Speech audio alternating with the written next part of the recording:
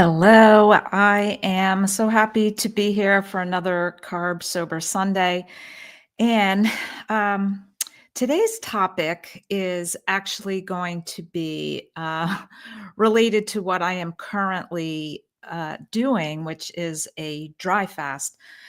And I have a video up, I don't know, I think it was about maybe 6 months ago where I did a 5 day dry fast. And this isn't something that you do repeatedly. This isn't something that you uh, you do long ones frequently because of certain reasons, which I'll get into. And thank you for joining in. I see some of you popping in here now for um, and the reason why I'm bringing this up, like I said, I am currently doing a dry fast, partly because in my membership group, there was some interest in taking on a group fast because I, for one, am all in agreement of this is that it's easier to do it when you are in a situation where you commit to it with others and you decide that it's okay, I'm doing it. And those moments during the day where maybe a hunger pang hits and you start to weaken your resolve, if you're doing it solo, it's really easy to slide right into uh, uh, having a burger. And there's so many benefits. And for those of you, maybe comment if you've dry fasted. Angie commented she's done many. I'll start off with saying I am going to go through the differences between a dry fast and a water fast because I get a lot of questions about that. And there's a specific reason why now, after a lot of um, diligence of going down the dry fast rabbit hole, I will not do a water fast. I really do feel that it's so much more beneficial to dry fast for varying reasons. And actually, in some situations, detrimental on the water fast comparatively.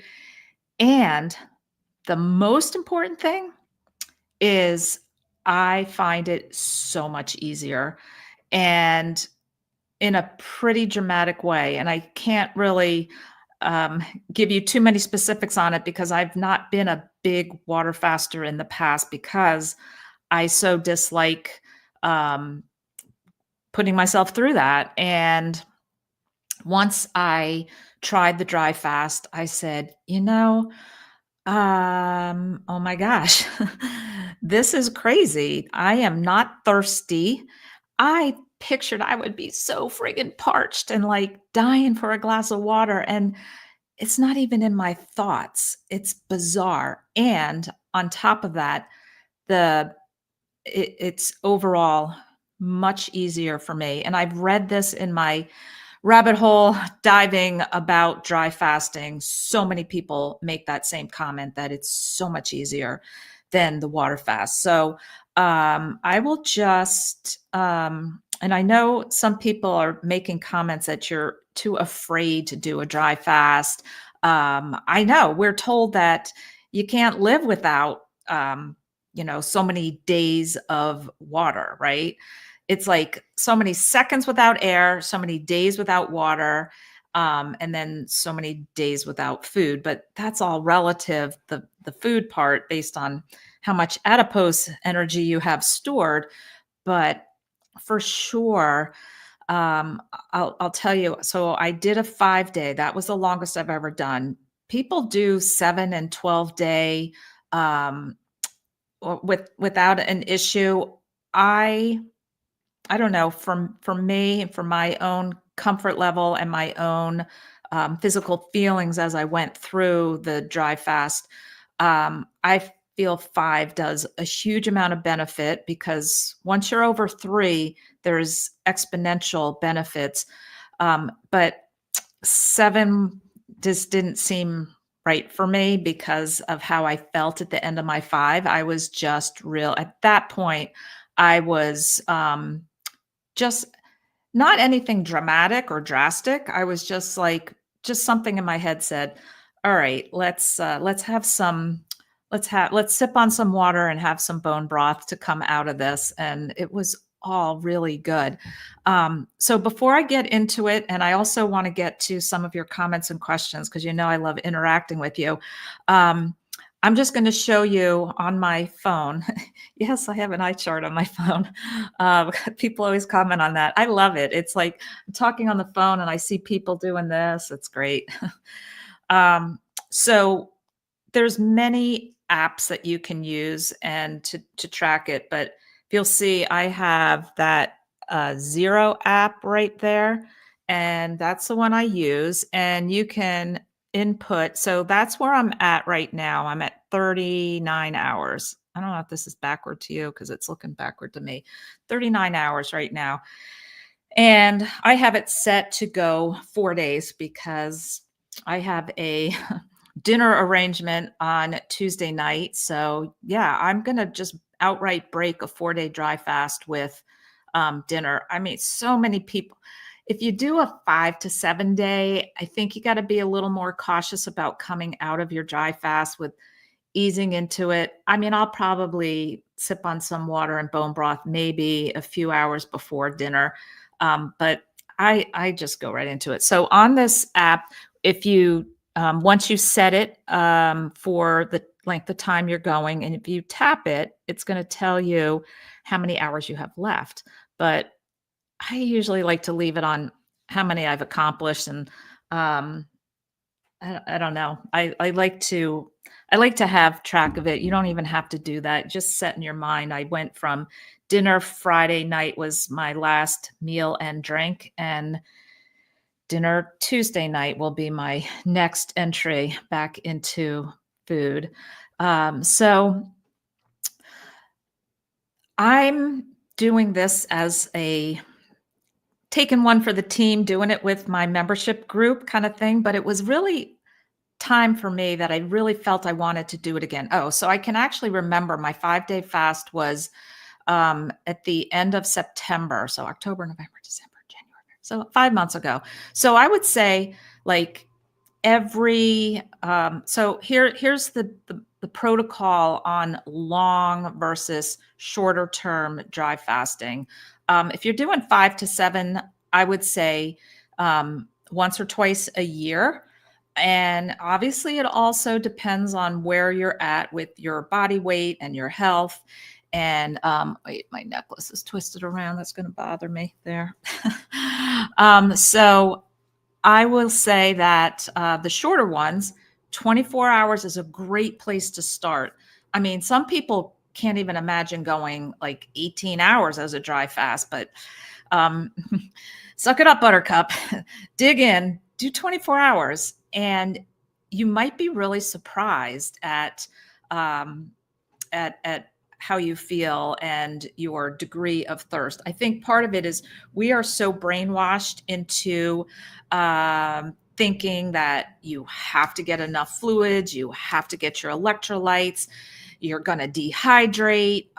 There's all of these questions. And the reason why I actually decided to do this probably about 45 minutes before I came on here, this dry fast version, instead of just doing my normal live Q&A for Sunday, because I have a lot of people asking questions about dry fasting, and I do have a video. So I'll put the link to that video when I get off of here, and I promise I'll do it. Sometimes I forget these things. I'm going to write a note to myself. So in the notes, I'm going to put a video to my YouTube that was my 5-day dry fast experience. And I actually am going to go through a lot of the same information and the same slides, but I will link to that anyway, in case you want to grab that.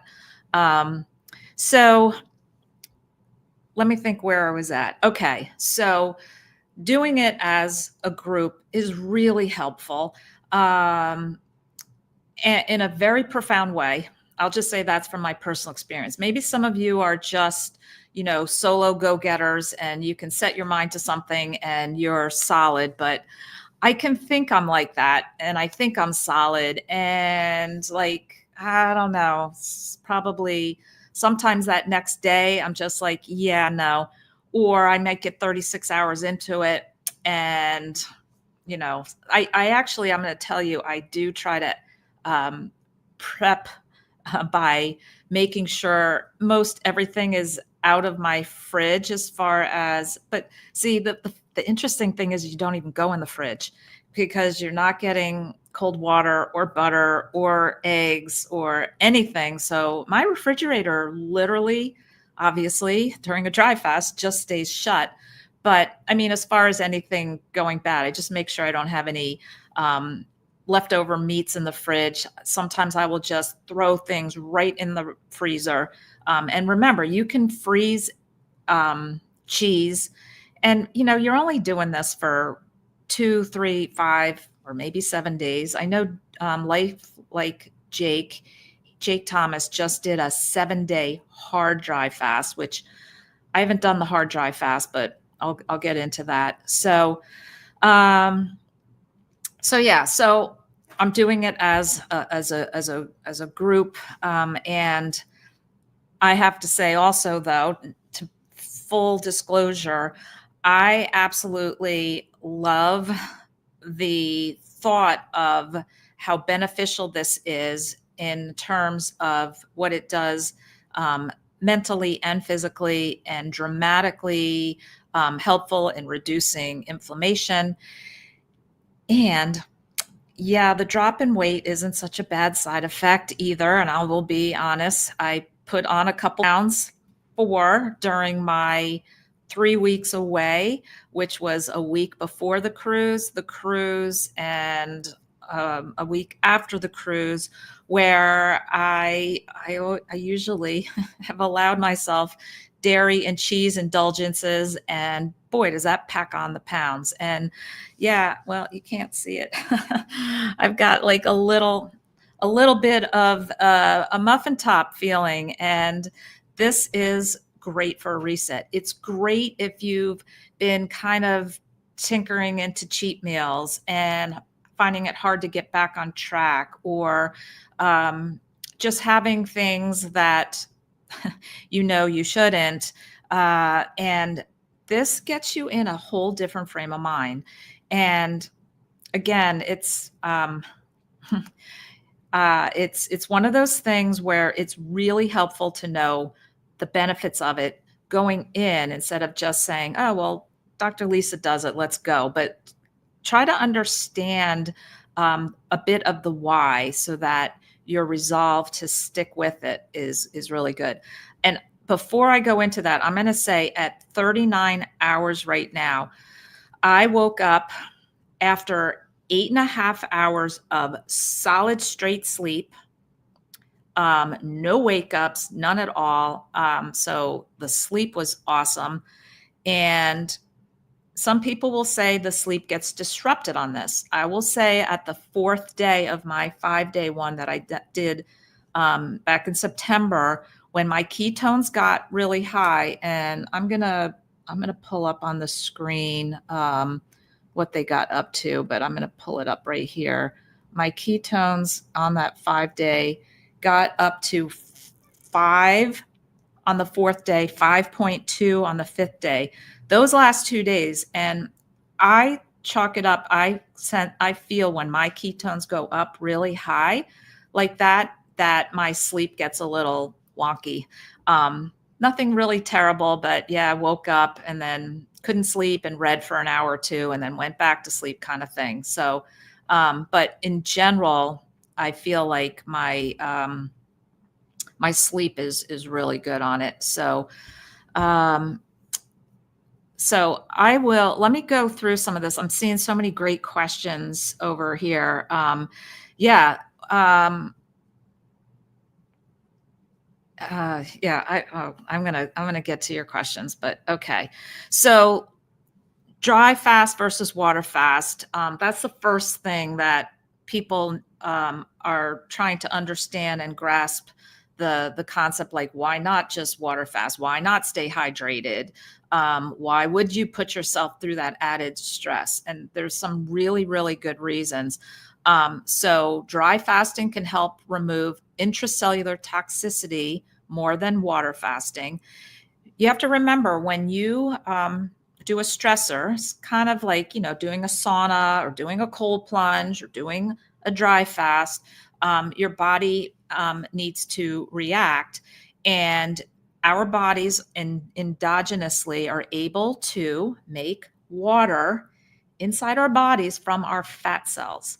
So that's pretty remarkable. And there's a lot of science in that and behind that, and you can look it up. But dry fasting can mimic the benefits of a deep rejuvenating sleep, which extends sleep benefits. Okay, now what this means, not specifically relating to how you sleep at night, but the sleep benefits, meaning our bodies dry fast all night while we're sleeping, right? No food, no fluid. And so, except some of you get up in the middle of the night and go to the fridge. But in general, the sleeping period is a dry fast. And so when you extend that sleep mimicking state, you continue to get benefits of your sleeping state of the dry fast. So, okay, another thing here, I have dry fasting for one day is said to mimic the benefits of 3 days of water fasting, sort of supposed to be like the equivalent. So if you dry fast one day, it would be equivalent to if you had water fasted for 3 days. And I have dug a little bit more into the information on that to find some more validity to it, because I kind of was like scratching my head, like, gosh, how could that be? So dry fasting in every fast I did was definitely, so I already went over this, so much easier. And I say there was no intense thirst. So the first day is always the toughest for me, and I think for anybody on any fast, the water fast or a dry fast. That's when you're obviously clearly naturally supposed to get the hunger pangs. So when you get the hunger pang coming on, it's something that you work through with any kind of fast, right?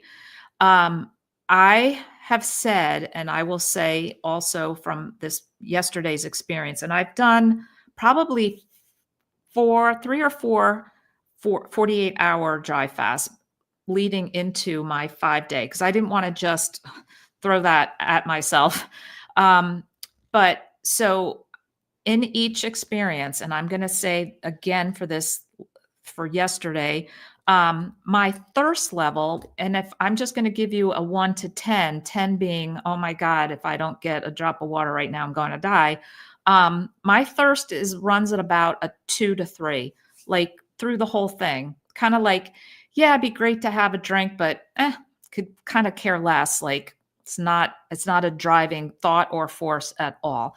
So I love that about this, because of the fact that overall, how beneficial the dry fast is and how much easier it is than the water fast. And that it's not, and I don't mean easier just as far as the hunger aspect of it. I'm talking about easy as far as I'm really not, I'm not in a off feeling in my head that I'm doing something wrong, or I really need to get water, or what am I doing? Like there's no negative thoughts at all. I literally just did an incredibly productive day of work all day yesterday. Clarity of thought, not dragging, not tired. Now, yes, if you read the Phoenix Protocol by Dr. August Dunning, he does talk about, if you're going to do 5 to 7 day, that you should really plan it out, and you should make sure you don't have any sort of high activity situations. And he goes into, ideally what, you should just plan on relaxing and plan and make sure you have a period of time where you don't have anything real intense that has to get done. But I'm going to the gym today. I, on my 5-day fast, worked out 2 of the days. No problem. I do slow burn, heavy weight kind of lift to failure. Didn't notice any drop in ability or strength or level of energy. Again, this is my personal experience, and I don't know, maybe this 4-day fast I'm doing right now might be different. I'm not sure, but we're just going to go with it. All right, let's go to is the dry fast dangerous? These are frequently asked questions all the time. And what I say is, you have to be smart about it. You have to, I think somebody actually made a comment over, I just briefly, oh, um, some someone had just written here, I'm pregnant and I've been told it's too dangerous to switch to carnivore. Thoughts. So this is different than I thought the question was going to be, is it too dangerous to do a dry fast during pregnancy? But yeah, pregnancy, it would be one that I would not jump into a dry fast. I just wouldn't. I don't really see the reason to do it in that kind of situation. I personally wouldn't, but I'm sure there's others that do and find benefit from it. Just not recommending it. But as far as the carnivore diet, I always refer to this statement for any type of question when somebody says, "Is carnivore okay for a child? Is carnivore okay for a teenager? Is carnivore okay for a pregnant woman?" And my answer is, if you've done research and you are of the thought that the carnivore diet is an optimal human diet, an optimal ancestral diet, who would an optimal diet not be good for, healthy for, optimal for? There's many, many people, Michaela Peterson, Kelly Hogan. I even think Rebecca Heichman, I guess she did hers. I'm not sure if she was totally strict carnivore through her pregnancy, but in any case, there's many who are doing carnivore pregnancies. And yeah, it's like everything else, put on lots of sunscreen, wear your sunglasses, don't eat fatty red meat, all these things that we're told to avoid or not do, gets in your head. And then it becomes difficult to think that it's okay to do anything that bucks the system. But I always say, pretty much do the opposite of what mainstream media tells you. And if you're thinking you need lots of fruits and vegetables while you're pregnant and that it would be dangerous to avoid them, then you need to do more research. Because do you think it's dangerous to avoid fruits and vegetables for yourself when you're not pregnant? And do you think it's dangerous to do a carnivore diet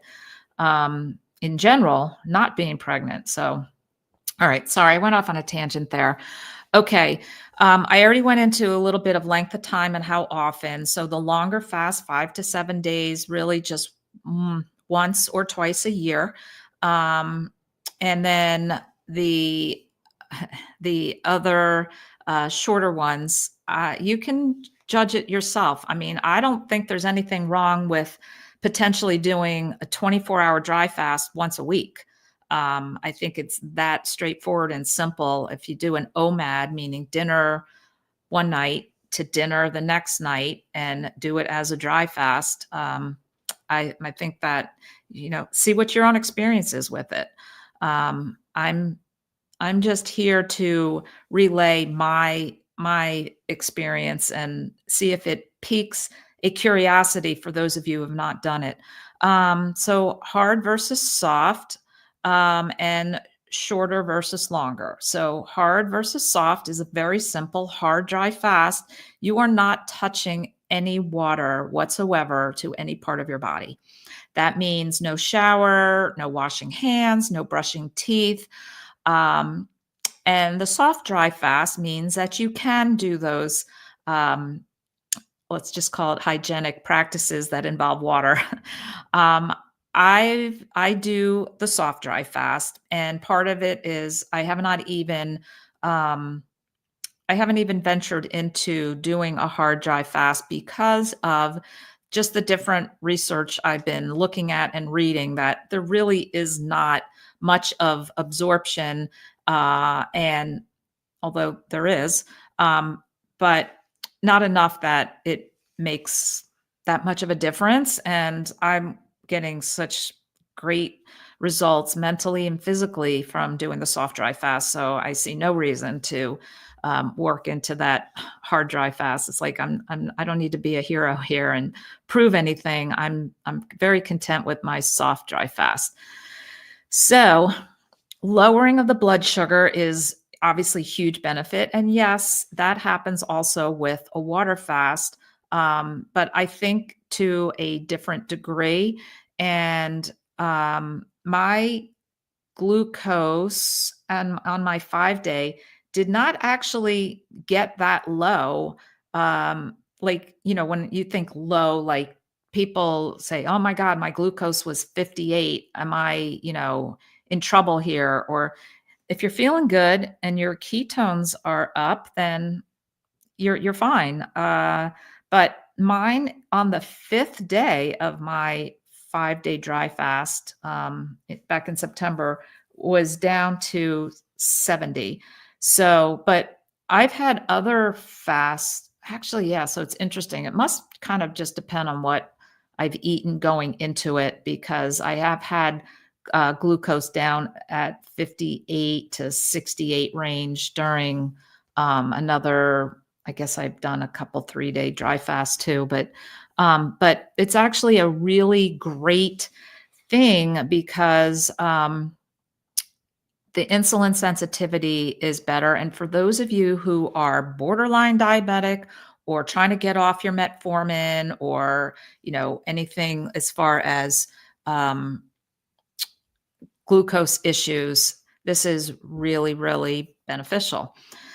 So, and here's another biggie, and I'm not going to read through all of this, but the dry fasting in a very, very exponential way compared to a water fasting helps lower inflammation in your body. So if you suffer from, joint pain, arthritis, even people with autoimmune issues, thyroid issues, dry eye issues, and you would think, oh my gosh, please don't tell me that doing a dry fast is going to actually help with my dry eye. Well, yeah, don't get pigeonholed into thinking certain thoughts about no water equals my eyes are drying out. We're talking about inflammatory markers and healing root cause, because I know dry eye is a big issue for a lot of people. But like I said, just experiment with it if you're curious. Here's another biggie that I loved about helping to prevent or halt the progression of osteoporosis. It is through the secretion of PTH, parathyroid hormone, during a dry fast that helps with bone reabsorption and bone formation and increases calcium levels in your blood. So this is all, I will link to the Phoenix Protocol, and also Dr. FILONOV.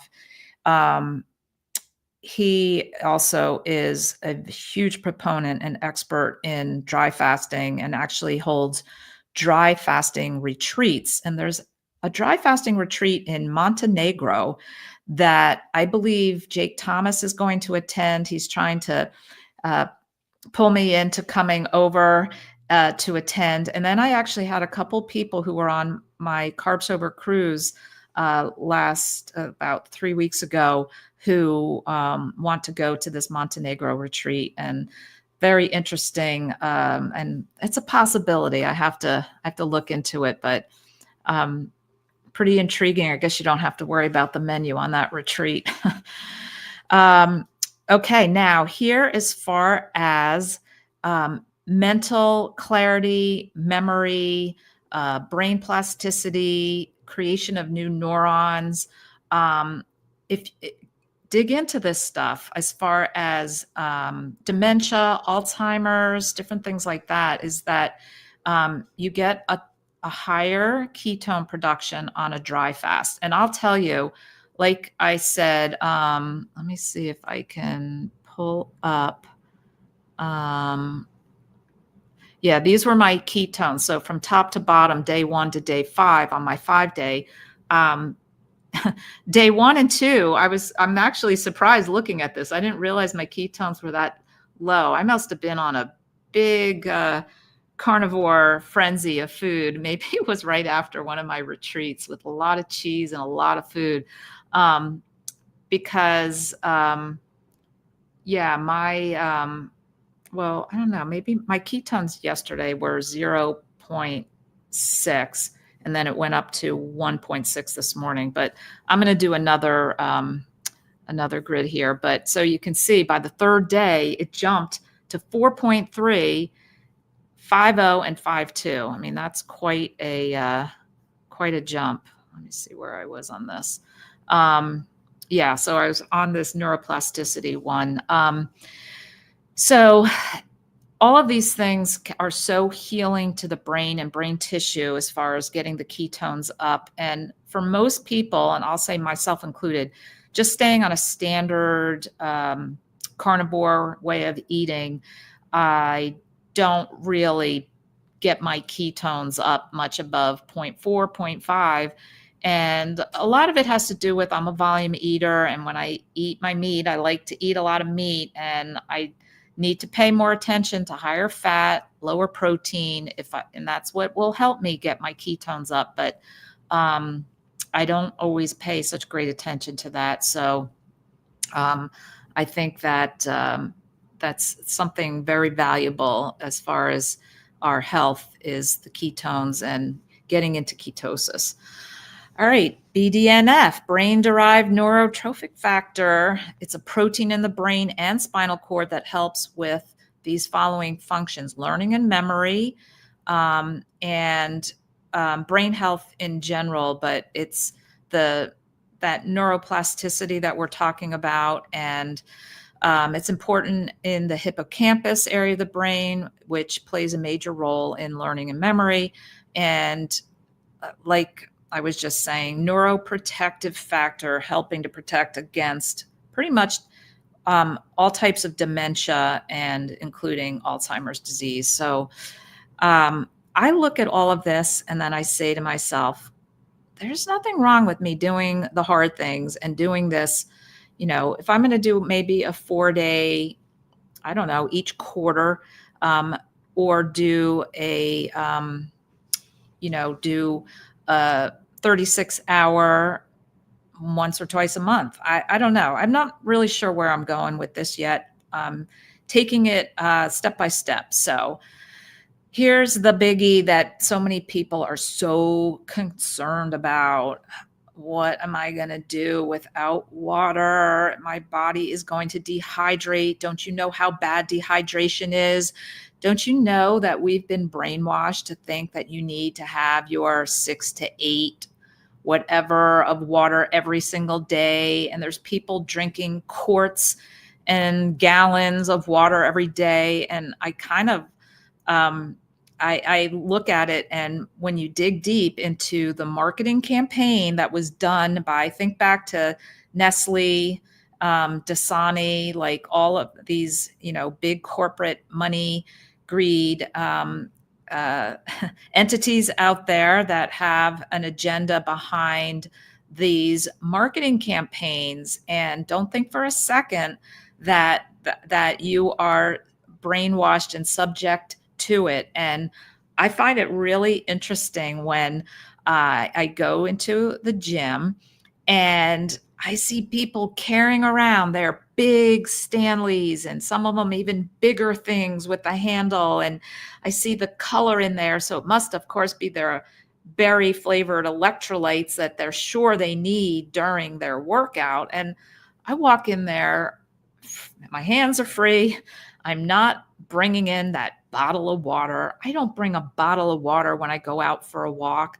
I ran 4 half marathons without, no, don't want to lie. One of them, it was in really, really hot temperature. I never once ran over to the water station and grabbed water. I didn't train with water, and yeah, ran 13.1 miles is a half marathon. And that took me 2 hours. I did sub 2, an hour and 58, an hour and 59 on 2 of them, and not a drop of water. And I wasn't dehydrated, and I didn't pass out when I was done. And um, so I just want to just lay that out there, that there's such a message that has been repeatedly thrown on us. And you can also read about how, drinking a lot of water and potentially inappropriate water is actually dehydrating to our bodies. And that's a whole nother rabbit hole to go down. But don't fear the temporary, let's say, fast from the water. So we make up to a liter of water a day by oxidizing fat cells into fatty acids. So this is that endogenous meaning within our bodies, endogenous water production, or it's also called metabolic water because it's metabolically produced. When we burn fat cells, we get water and oxygen, making water and get flushing of water from the inside out, and this enhances the detoxification process. Water intake during a water fast inhibits your own body from endogenous water production from its fat cells. So that whole slide right there really gets me thinking as far as, number one, the benefit of actually that process happening, and the benefit to fat loss from the fat cells, not muscle wasting. And your body is going to use fat, the metabolic substance that is meant to be an energy store in our bodies, before it starts breaking down muscle. So I've got plenty of fat on me. I could probably, we'll say water fast for a couple months and be perfectly fine. So as far as the ability to be able to continue to endogenously make water for a period of 4 or 5 or 7 days, it's truly there scientifically. And so I will say, well, let me go on. I forget what my next slides are on this. Okay, so be smart, look for signs of dehydration, right? So I've been really surprised that, paying attention to peeing is, of course, you look at the color and the volume and the frequency. So here I am, I'm probably about close to 40 hours of dry fasted. I've been going to the bathroom normally, like, yesterday I did like once or twice in the afternoon, at night before I went to bed, got up this morning, had to go to the bathroom. And you think, well, I hadn't had water in, at that point, whatever, 37 hours, not a speck of food or water, right? And peeing away. Where's that water coming from? It's coming from, like we just talked about, endogenous water production. I dropped 1.6 pounds since yesterday morning. Oh no, I dropped 2.6 pounds. The 1.6 that I wrote on my paper here was my ketone reading, and I dropped 2.6 pounds since yesterday. So there's, and obviously a bunch of that is water weight, and water getting pulled from my fat cells, and fat cells getting burned, utilized to make the water. So it's all like a win-win. and I'll say I pay attention to the color of the urine. I'm expecting it to be at least a fairly distinct yellow to darkish yellow color, thinking you got to be a little bit dehydrated. Nope, it looks about the same yellow, kind of, I don't want to say pale, pale yellow, but the same as normal. Um, I think when I did my 5-day on the fourth day, the fifth morning, it was a little deeper yellow, but it certainly wasn't getting dark or orange for any sort of um, scare in myself as far as we're dehydrating here. But um, color of your tongue, you can get a whitish color on your tongue. Mine's fine. um, Headaches, which I have gotten headaches with water fasting in the past. So far, none of my dry fasts have given me a headache. Fatigue, um, I have not had that, but I'm all for taking a nap if I feel I need to, but not yet. Confusion, haven't, well, so these are all signs of dehydration. Um, Mental confusion, lightheadedness, fainting, and dry mouth. I think I got a little bit of a dry mouth on the fifth day. I have to say, I was really ready to have some water. I think my thirst was probably about a 7 or 8 on that last day. And I was very happy to sip slowly some water. But so, like I'm putting up here, just be smart about looking out for signs of dehydration.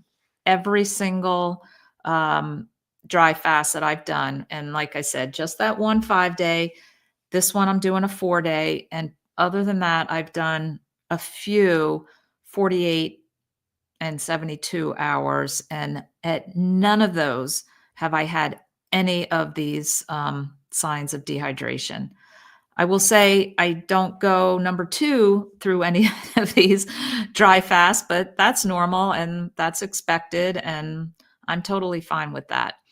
So I went through on this my 5-day experience and just wrote a couple things, what I did, my walking, my energy level.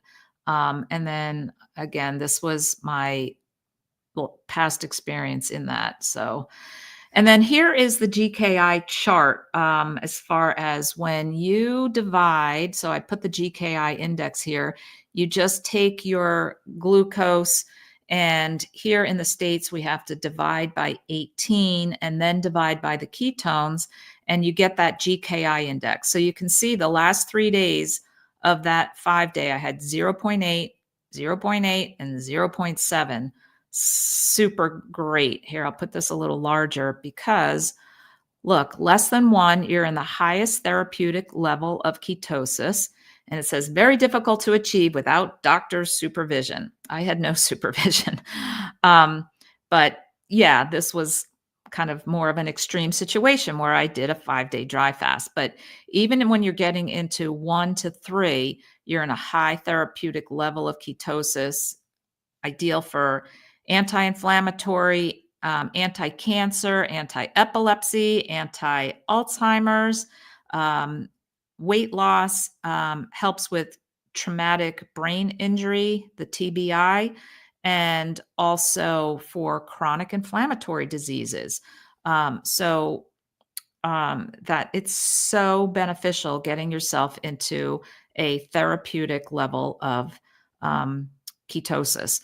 And then here, I just like this chart because it's a good one for anything. If you get in the 6 to 9 range, you're getting in for good health and weight loss. And then anything lower than that, weight loss and good health, obviously, but then those specific things, type 2 diabetes and obesity and insulin resistance and metabolic endocrine disorders, you'd be good to get yourself into 3 to 6 range. So I will put down below the link to Keto Mojo if you're interested in being able to measure that.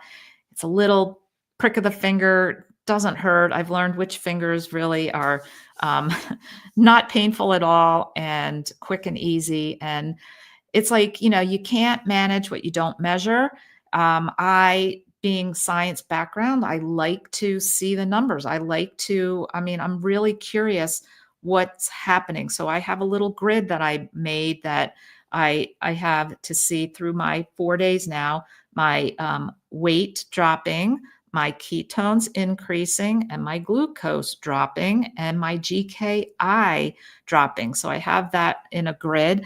And yeah, it's just, you could look at it like, yeah, you could do this without measuring anything. You really can. And just go by, understanding that you're doing great benefit. I like to see the numbers. And I think it's just a good tool to have in your tool belt. So, all right.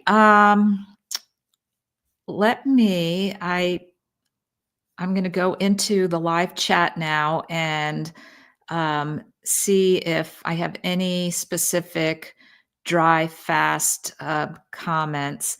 So I love this. So here we go. I've got Mike who says he's too afraid to do a dry fast. And then I've got Angie who says, I won't do a water fast. And that's the camp I'm in, Angie, too. I won't do a water fast.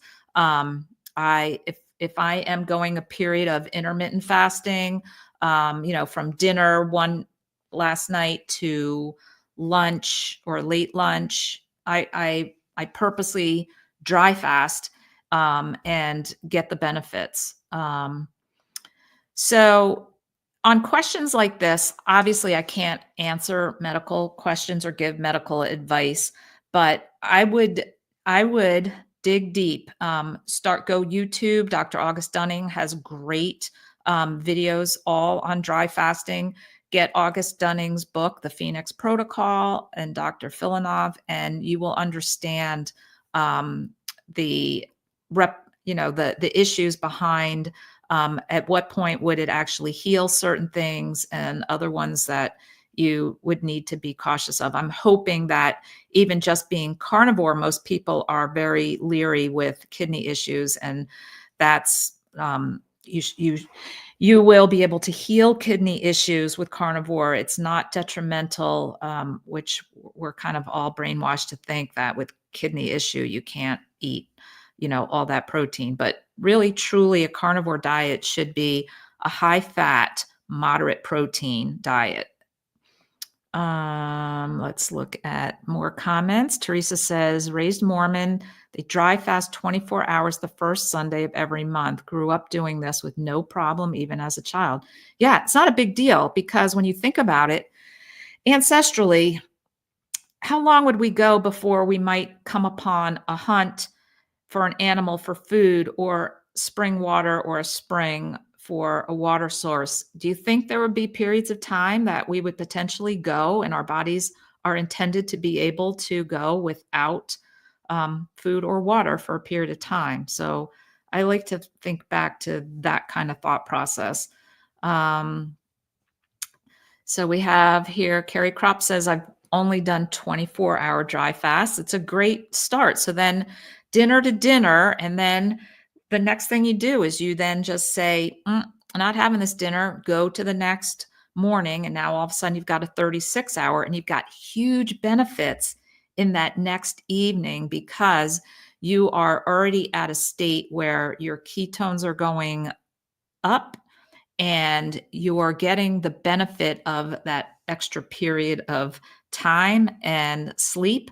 And so I say, once you've done a 24, do a 24 a couple times, and then do the magic of the 36 and test your ketones and glucose that next morning of the 36. It's pretty cool. And so Marty's saying, how long do I usually go? So I'm typically in my day-to-day life, week to week, month to month. I'm really just throwing in either a 24 or a 36-hour dry fast, maybe every other week kind of thing. And then I get in my head like, all right, it's time. And I would either do a 3 or a 4-day, like each every 4 to 6 months, let's say. What did I say? I think it was 5 months ago I did that 5-day, and, like I said, I've got people in my group that wanted to join in on a fast, and in my group, it doesn't have to be a dry fast. There's some of us doing the dry fast, some a water fast. Some who might not have seen my information, I have populated in my member group a whole section on fasting, both water and dry fasting. But and then I tell people you could join in to this group and do a fat fast or an egg fast or a sardine fast. Make it your own. Make it where you're at in your journey with this.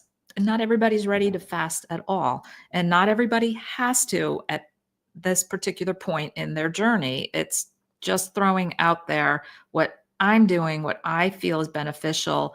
And I'm just saying I'm exuding the fact that I feel great.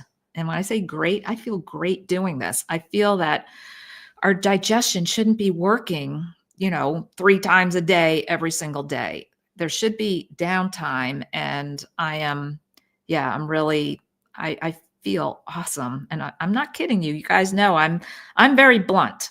Um, so, um, so Margie says 5-day totally dry, not a speck of water, fluid, food, nothing went into my mouth aside from a toothbrush because I did a soft dry fast and then a swish and a spit of the water. There was no swallowing of any water during the brushing of the teeth. And yeah, and yeah, no headache. Everything was great. And maybe because I led into it with a couple 48s, and I think I did a 72, and then maybe 2, 3, 4 weeks later was when I did that 5-day back in September. So, um,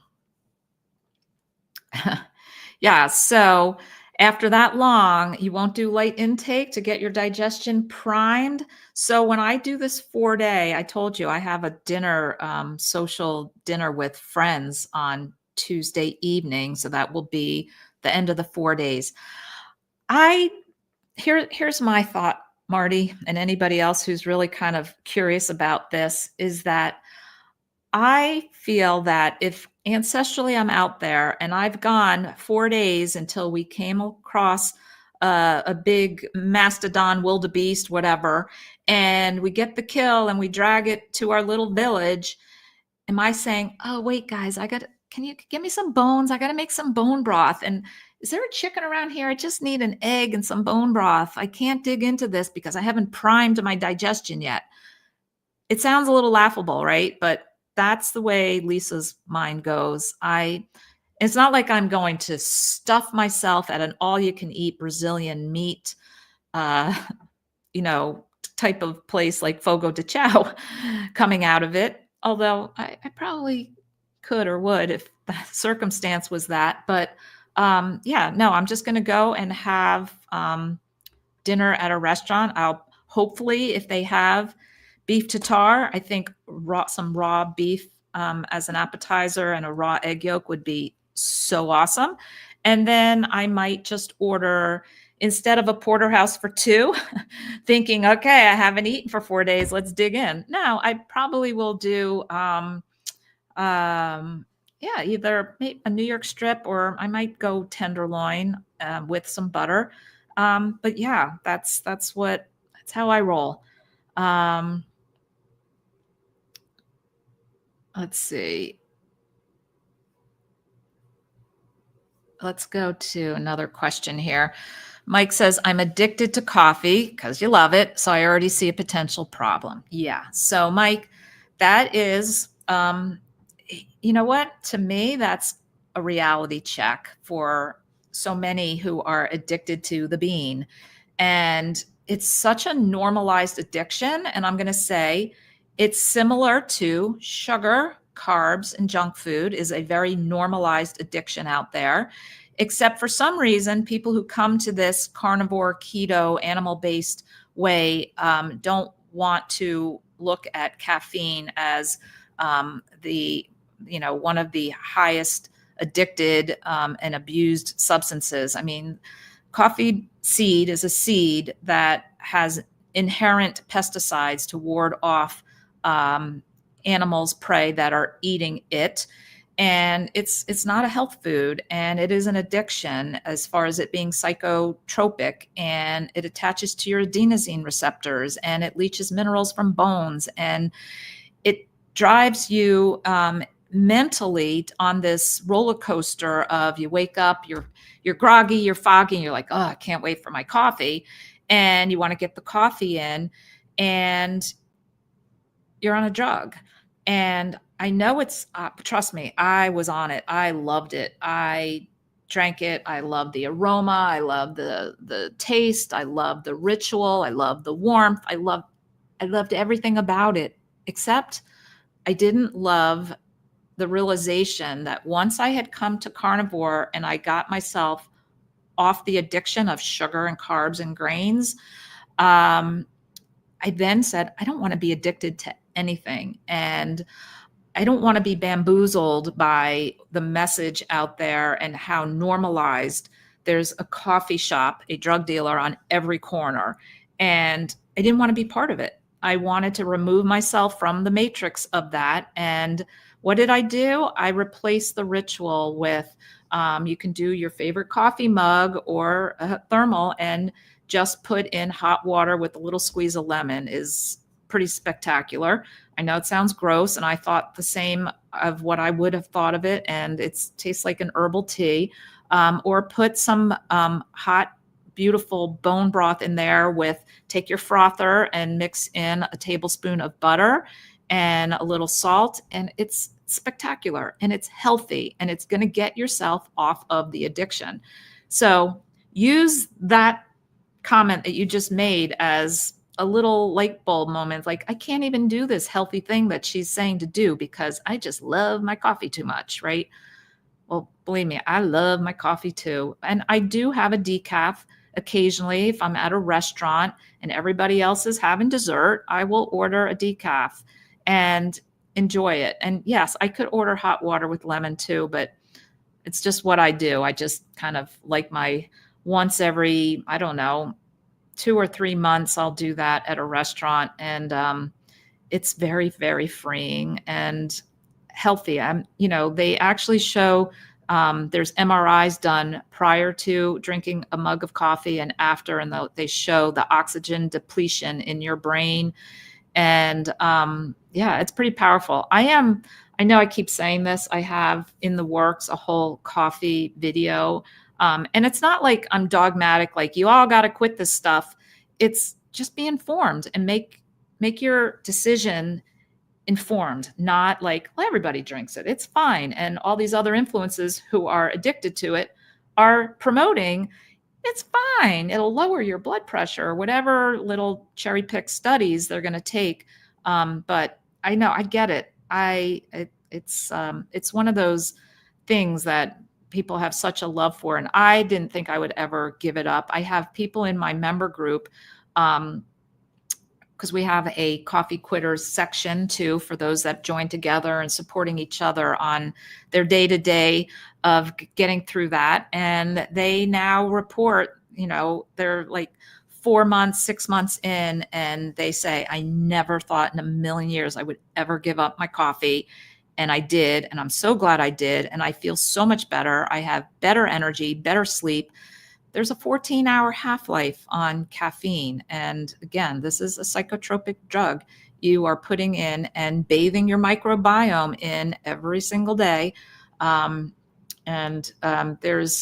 First I said there's more than 700 different bioactive chemicals in coffee. And then as I looked into it, when somebody doubted me, I found out there was more than 1,000 chemicals in there. And I'm like, all right, you have to do your own, your own thinking into this. So, all right, wow, I've already gone a full hour. I could really literally go another hour and go through all of your questions. And I wish that the YouTube gods would reward that kind of length, but it's just people don't want to click on a 2-hour video. They really don't even want to click on an hour video about dry fasting. So, but I don't care. I'm just really here for wanting to, really, and all I'm doing is expressing my research information and my own personal experience of what I do. So I would love to see your comments, because I do read them. Write a comment, hit the thumbs up, do all the whatever things we're supposed to do here. And I will see you next week for Carb Sober Sunday.